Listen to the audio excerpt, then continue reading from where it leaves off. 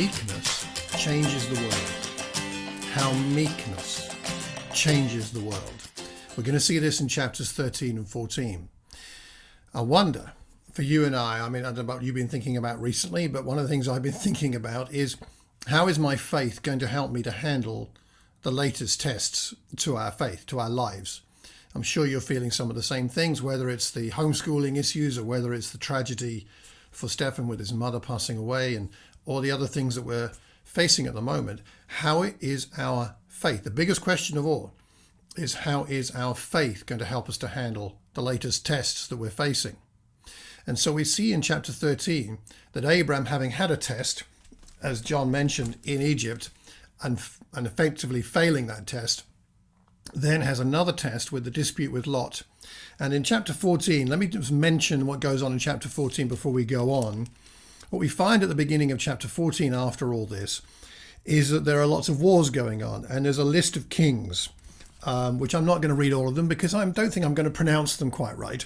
But Amraphel, king of Shinar, Arioch, king of Elasar, and many other kings. There are various alliances of kings that do battle with each other. And in the course of these battles, there's a lot of fighting going on. And the kings of Sodom and Gomorrah fall into some tar pits. And then in verse 12, the significant thing for us in the story here is that they also carried off Abram's nephew, Lot, and his possessions. They captured him and took him off.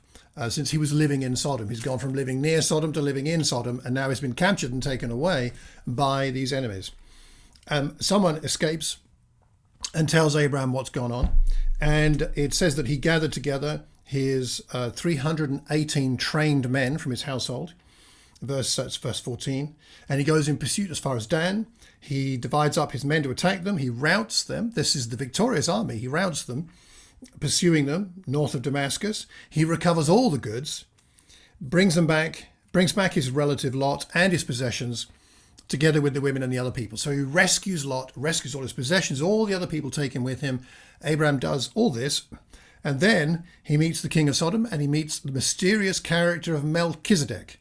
We could talk a lot about that, but we haven't got time today. But Melchizedek, king of Salem, the first person called a priest in the Bible, meets him and blesses him, brings him bread and wine, and Abraham gives him a tenth.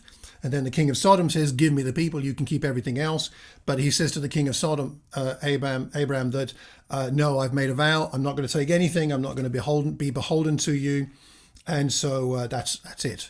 So we see Abraham tested a number of times here, first by the conflict with Lot, and secondly by the issue of Lot's capture and the battles and the wars around him. That's what's going on. It seems to me, I don't like this, but it seems to me that in life you get through one challenge and then there's another one. You get through one test and then there's another one. There's the challenge we had back in March last year of the beginnings of the lockdown and the challenges with the virus, and then it was eased, and then it came back more of a lockdown. We've got the second all these different variants coming now, and we're having a more severe lockdown now. It's Penny's mother's birthday today, and we're not going to be able to see her. These things keep coming. And so one of the things about living a faithful and, well, in a sense, joy-filled Christian life is learning how to prepare yourself to handle the challenges that come by faith. And to me, a key component of that is learning how to be meek. And in these two chapters, we see Abram exemplifying a godly meekness that I think is very appropriate, and it's how his faith manifested itself in his life. Abram's world was a tough place. He's just had a famine, and now he's having a conflict with his family, and then he's involved in wars.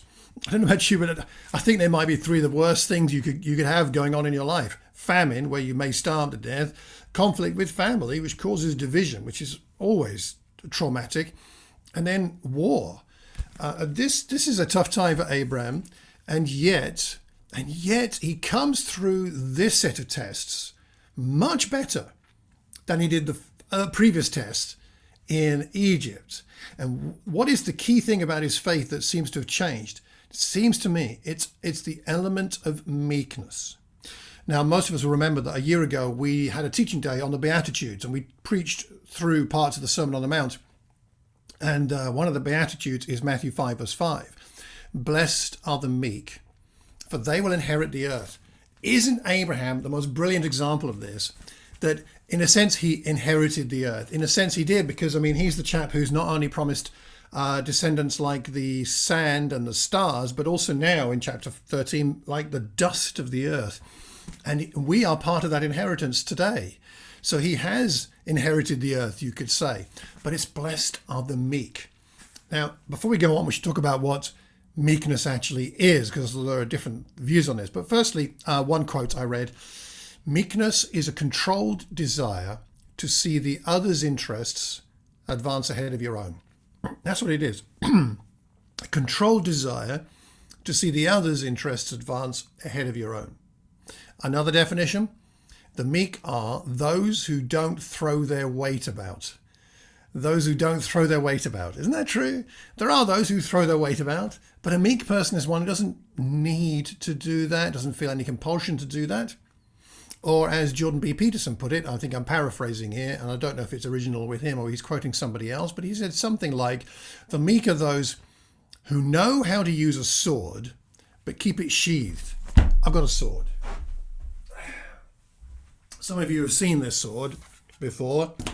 This is a replica samurai sword that I was given. I was invited to go and preach and teach in Tokyo in Japan a few years ago.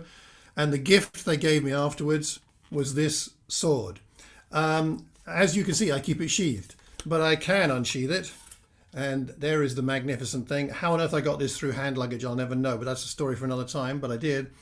And I brought it back with me, and it is astonishing. I don't know how to use it. You'll be glad to know, perhaps. And so I'm not skilled at using it, but I do keep it sheathed. And so the meek are like, well, maybe like samurai warriors who would actually know how to use this sword properly, but they keep it sheathed. There's a sense of strength and restraint in those who are meek. And I think this is what we see with Abraham. Somebody whose faith is used or expressed by strength and restraint here. So let's talk about three things today that I see in these passages, and you can let me know what you think. Firstly, what does meekness do? Meekness takes us back to God when we've made mistakes. Meekness takes us back to God. He's made mistakes in Egypt. We talked about that last week. John referred to it. He's been humbled there. How does he come back to the promised land? He comes back not to sulk, not to blame other people, not to be sorry for himself. He goes back to where he first began. He goes back to the beginning, where he had been earlier, where he built his first altar. And there, what does he do? He called on the name of the Lord. He went back to a place where he'd connected with God before to reconnect. It's interesting that this time God does not speak. Remember in chapter 12? In chapter 12, God spoke. Here, it's only Abram speaking, as far as we can tell. God does not speak. I wonder why. I think the clue is in what happens next. But I think Abraham's going back there hoping to reconnect. And at that point, we don't see God speaking to him. It seems to be perhaps, maybe it's a dry time. Have you ever had a spiritually dry time? Like a time when you're praying and you're trying to live like a Christian, but you just don't feel that there's something coming back. You don't feel spiritually energized. I've had times like that. I dare say you have too. Maybe you're having a dry time like that now. What I'd like to urge us to consider is that dry times are not wasted. Even though Abram there's no response from God here that we can tell of, it doesn't stop him worshipping, calling on the name of the Lord and staying connected to God. And it seems to me that in this incident of him deciding to worship, that prepares him for what happens next with Lot and helps him to handle that crisis better than he handled his previous crisis. The dry times are not wasted. They're often the times of preparation. I had a dry time a number of years ago, I remember particularly. And what I did was I had an all-night prayer. I just thought I need to have an all-night prayer. So I did. And in my all-night prayer, one of the main things I did there was to get in my car and drive to the place where I was baptized into Christ many years earlier. There's a church building in Bermondsey in South London. And I drove down there, and of course it was during the night, so the church was shut. But I stood outside and prayed there because it reminded me, that's where I was baptized into Christ in November 1984. It reminded me of all the things God had done to bring me to that point. It refreshed me to remember God has always been involved in my life. So praying there. So maybe, when you've made some mistakes, perhaps you feel some sense of guilt, or you've been in sin in some way. Perhaps you have some sense of regret and it's a bit overwhelming, as it might have been for Abram after what happened in Egypt. Maybe you need to go back to the old familiar. Perhaps it would help us to reconnect with God, to do something we've done before that's been particularly helpful. Is it praying there with a lighted candle in a dark room? Is it reading favorite psalms? Is it perhaps singing some favorite hymns? I was doing that this morning. Praise my soul, the King of Heaven. I was singing in the woods this morning. It's one of the ones that helps me to connect with the majesty of God. What is it for you that might help you reconnect with God? Remember, no matter what sin or guilt or regret you're carrying, there's always a warm welcome for you with God. God is waiting with a warm welcome. Just think about the prodigal and the father welcoming the prodigal back. So how do we know we're living our faith out in a way that's meek? One of the ways we know is by being consistent in our devotion to God. Praying when we're dry, reading the Bible when we're dry, worshiping when it's a bit dry. We go to God even when he doesn't speak to us. We get strengthened by God through that, whether we notice it or not, and we get equipped by God, whether we notice it or not, for these next tests. It looks to me that this sort of what you might call a quiet time prepared Abram for the next challenge.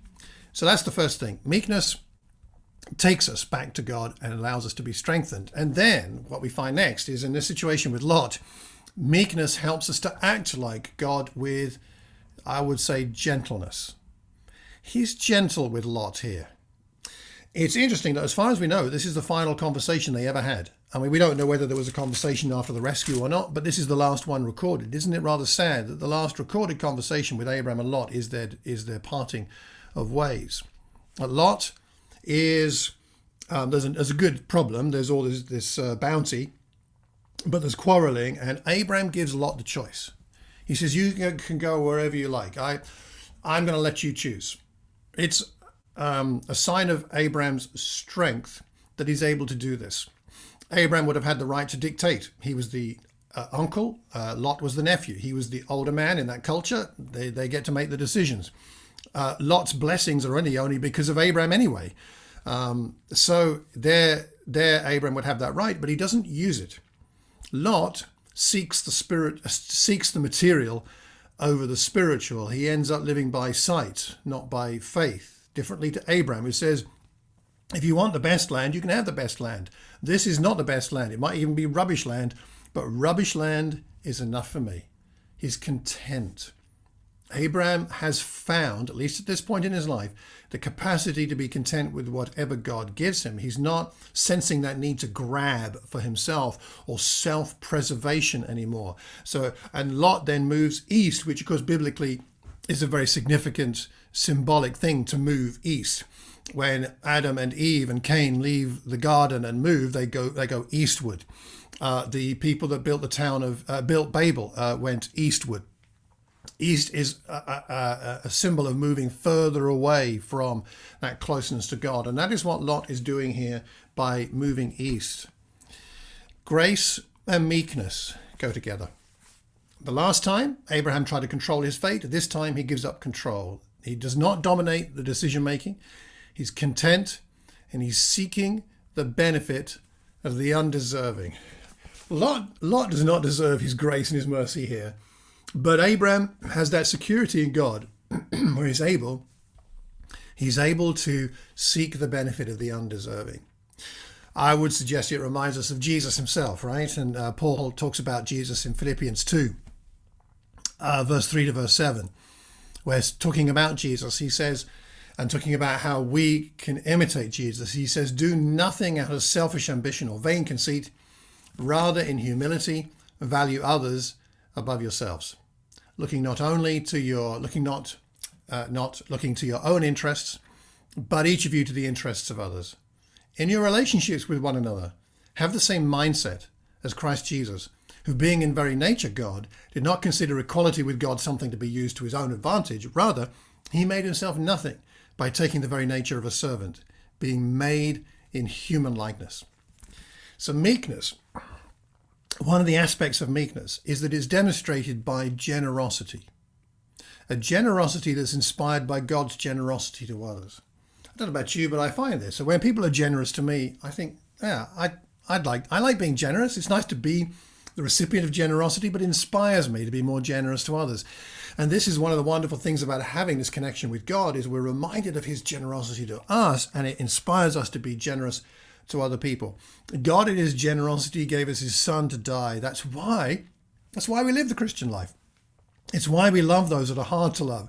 It's why we love people who don't deserve our love, at least in a humanistic sense. We're generous even though people don't deserve it. The challenge that I face, and maybe you do too, is that I'm often tempted into self-preservation. And to be generous by nature and by habit is something a bit of a challenge. And I would hesitate to say about myself that I'm generous by nature. I can be generous. I do enjoy being generous, but I'm not sure it's my nature to be generous. I hope as I've got a bit older as a Christian, I'm becoming a little more generous, but it's not something that's innate in me. And so I need God's inspiration to live a generous life. And I think some of us here in the Watford congregation, I think you inspire me, and we inspire one another by the generosity. Many of us are tremendously generous financially, or generous with our hospitality, generous with our time, generous with using our gifts. So I think it's a wonderful thing. And all of us might want to think about, how can I be truly generous with what God has given me to bless other people, whether in the church or beyond? How might I grow in generosity? And of course, one word of caution here, the answer to becoming more generous is not to make ourselves be generous. Like, right, 10-step program to be generous. I'm going to A, do this, and B, do that, and C, do that. We can't just make ourselves be generous. We're not looking here for, if you like, some kind of moral or ethical conformity. We're looking for a change of heart. And a change of heart comes from God, doesn't it? If we connect with the source of generosity, it'll help us to be truly generous. Generous with our time, generous being in touch with each other. And I think this might be the thing for us to think about a bit at the moment. Bronwyn, you talked about earlier how much of a challenge it is to us who love being a community and a kind of a family together, that we don't get to see each other physically or meet together.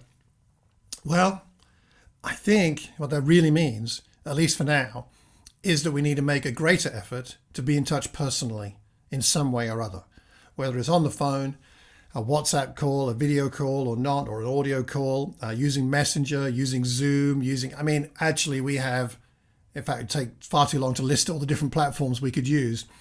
But perhaps we need to it would be good to make a generous offer to one another to be in better touch, even if it's a text or a WhatsApp, but at least connecting during the week, during the days of the week, so that we're seeing each other a bit more frequently. I think that's, for me at least, one of the ways that I can consider being more generous, is just being in better touch. So how do we know we're meek? How do we know that our faith is being expressed in meekness? One of the ways is in being generous towards other people. And because of this generosity a lot, I think this is the reason why in chapter 13, the last part of it, we see God then speak to Abram. He speaks to him. I don't think it's so much a reward, like, oh, you behaved yourself, therefore I'll talk to you. I don't think it's that exactly. But I do think it's symbolic that after Abraham has dealt with the situation with Lot with integrity and meekness, then God speaks to him. And he tells him, go through the land, have a look, north, south, east, west, and all that land you see, I'll give to you and your offspring. And this is now forever. That's an upgrade on the previous promise. I'll make your offspring like dust, which just, can't be counted. Walk through the length and the breadth of the land. I am giving it to you. So we have this tremendous upgrading of the promises, because this depth of trust of Abraham with God is growing. He's not taking control. He's allowing God to dictate circumstances. And he builds another altar. It says there, he builds that altar. Why? I don't know for sure, but I suspect it's Abraham's way of celebrating God's mercy to him. After what happened in Egypt, God's still with him. and he's helping Abram to be a changed man. So when we own our faults and experience God's generous mercy, then we're able to draw closer to the heart of God.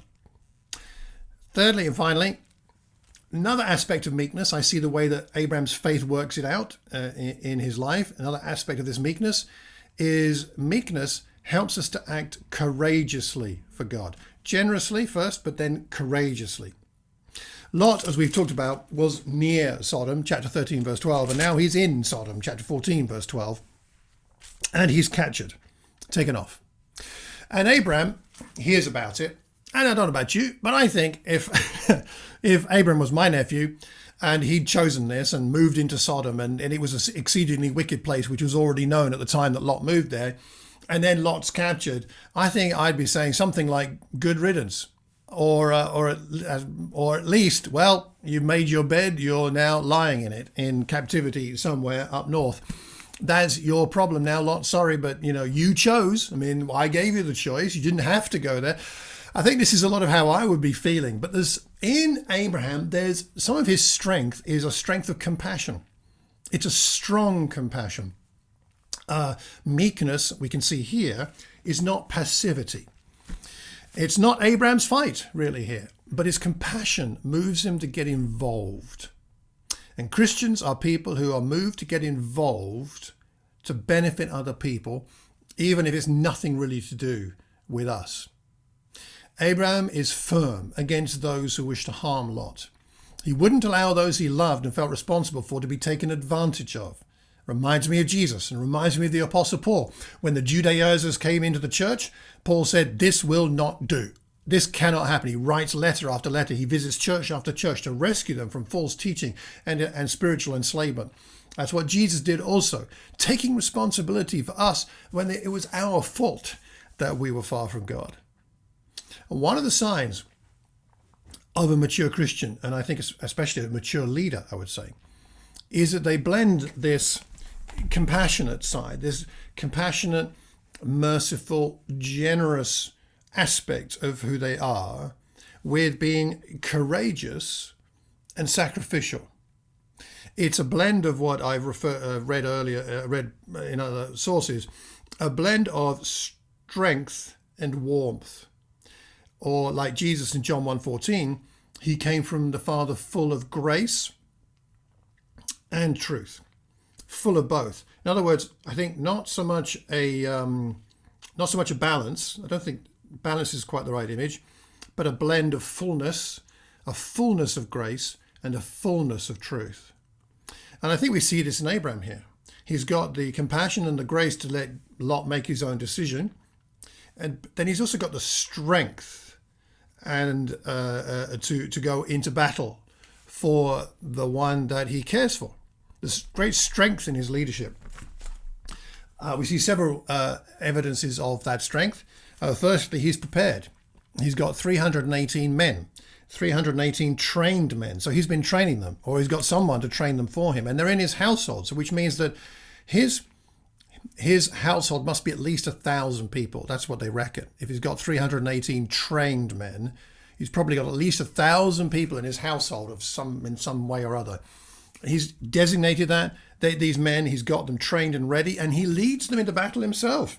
He goes himself and divides them and works out presumably the tactics himself from what it looks. So he's trained them, they're equipped, they're ready, and when the tragedy comes or the challenge comes, off they go. He takes the initiative and they get on with it. It's costly to Abraham, isn't it? I mean, imagine the scenario. It's costly to him in a sense that it's risky to his own life. He's involved in the battle himself. He risks his life. He risks the lives of his 318 men. He risks the loss of time and money. I mean, the men on the battlefield are not in the harvest field at the moment or whatever else they would normally be doing. He's risking a great deal. He's making tremendous sacrifices for this undeserving nephew of his. There's emotional and spiritual challenges going on as well. I mean, I would have found it difficult to care for Lot in the way that actually we see Abram doing here. But Abram is self-controlled and spiritual enough not to abandon his nephew. Impressive. And then just to finish off, let's look at the situation with the king of Sodom and Melchizedek and the contrast between the two. So the king of Sodom first. The king of Sodom says to Abram in verse 21 of chapter 14, give me the people and keep the goods for yourself. Now, the way it's phrased there in the Hebrew, it's particularly strong. It's a demand. It's an order. It's like the king walks out to Abram and he says, give me the people. Give me. It's a very strong demand. And you can have the other stuff, but I give them to me. And I don't know about you, but I think if a king came up to me and did that kind of thing, said that kind of thing to me, I would be a little intimidated. But Abraham says, no, I've made a vow to God and I'm going to keep integrity with that vow. And I'm not going to take anything more than a bit of food and drink from my people and things and bits like that. But I'm going to accept nothing from you. Why? Because I've made an oath to the Lord, to God Most High, creator of heaven and earth. So we see his strength again here, and that he is able to stand up to something and someone that's intimidating, and he has integrity. And I think that must have been difficult. I would have been tempted to have a little chat with the king of Sodom. You've only got this back because I went into the battle to defeat an army that you couldn't defeat. I mean, come on. I mean, there's no sense in it with the king of Sodom, which is like, wow, Abraham, you're awesome. Thank you so much. I can't believe how much you've done for me. What do you want? It's not like that at all. It's give me the people. I'd have struggled with that if I was Abraham. Anyway, he doesn't answer him rudely. He just says, this is firmly what I've agreed with God. And that's the way it is. And he's very firm. And one of the things this shows me is that when we're in a secure place with God, as in kind of we're nothing, but God has chosen us, where we're in that secure place with him, we're able to lead a courageous life, or a life of courageous faith. How do we live this adventurous life of faith? How do we navigate these challenges, these tough situations as they come up? One of the ways we deal with it is by depending upon the strength of God to give us this strength to handle these challenges. We go to him even in the dry times. We find ourselves inspired to be generous and inspired to be courageous in our faith, caring about others who may not deserve that compassion or that help, but we do it because God loves us, has chosen us, and inspires us by his compassion for us. So how do we know we're meek? How do we know we're living a life of adventurous faith in a meek manner? It's when we fight for the benefit of other people. And that benefit might be a simply spiritual one, where we're trying to help people to know God. Or it could be when we find people in situations where they are suffering from injustice and hardship, and they need our help. Either of those, or any of those, could be significant. And then Melchizedek, contrasting the king of Sodom and king of Salem. Melchizedek brings out bread and wine. We don't see here that the Melchizedek, king of Salem, has been a bit blessed by Abraham's battles here, or his rescue. It doesn't seem that he is particularly benefited himself, but he recognizes that God is with Abraham. And in recognizing that, he blesses him. It says he brings out bread and wine. Bread and water is for anybody normal hospitality. But in that culture, if you bring out bread and wine, it's symbolic of recognizing somebody as a king. He's recognizing Abraham as an equivalent to himself. Melchizedek, the first priest mentioned in the Bible, comes out and blesses him. Blessed be Abram by God Most High, creator of heaven and earth. Praise be to God Most High, who delivered your enemies into your hand. He sees it all as the action of God. You know, I think it's when we lead lives of adventurous faith meek, in a meek way, in this kind of way, where we're going to God for our strength, where we're inspired to be generous and courageous, it seems to me that people will then more easily recognize God is with us, that we're doing this for God and with his strength. Each godlike act that Abram lives out brings a blessing from God, and it's two-way. There's a tithe here as well as the reception of the bread and the wine. Melchizedek came to bless him because he saw that God was with Abram. And people see this. They see God is with us when they see us being generous and courageous in our faith, especially towards those who appear not to be deserving. So I pray our perhaps inspiration from this example might be that we develop our Christ-like meekness in our dependence upon God, that we grow in our Christ-like meekness in living lives of generosity, that we grow in our Christ-like meekness in living lives of courageous action on behalf of others. See, people whose faith inspires them to live this way change the world, and they leave a spiritual legacy. And that is exactly what Abram did, and we'll see more of that as we go through the rest of the series. Ultimately, the ultimate legacy that Abram leaves is seen in Revelation. Let me read here from Revelation 7, verses 9 and 10. Revelation 7. After this, I looked, and there before me was a great multitude that no one could count, from every nation, tribe, people, and language, standing before the throne and before the Lamb. They were wearing white robes and were holding palm branches in their hands, and they cried out in a loud voice, "Salvation belongs to our God, who sits on the throne, and to the Lamb." These are those who are called. These are those who are with God forever. Such a large number that no one could count. The stars, the sand, the dust, all from Father Abraham. Who knows what God will do with you and me, or through you and me in this Watford church or wherever we are today? Who knows what God will do with you and I if we live an adventurous life of faith in meekness, trusting in God, holding on to God, dependent on God, living generously, living courageously, like Jesus did for us.